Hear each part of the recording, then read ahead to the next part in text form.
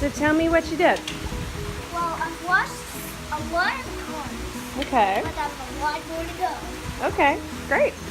What are you doing for your process? I'm trying to clean every car. Okay. So what do you do first? So I kind of work on it with this. Vinegar. And here's the water tank. Where did we get the water? You put the car in the water, Yeah. and then you put it in there. And then I kind of use some of that, Yep. and then my dry off thing is this. Oh,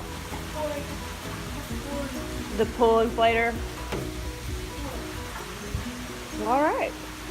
So what is the point? What are we trying to do? We're trying to fix all the cars. Yes, to get what are we trying to do? Clean. Clean them. And what are we using to clean them?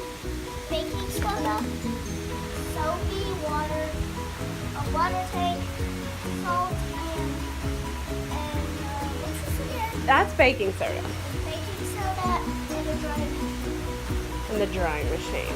That's a pretty good little. And then what do we use? Where do we get the water? thing here.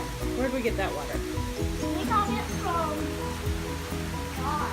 From God? From the water spout? Yeah. Yeah. All right.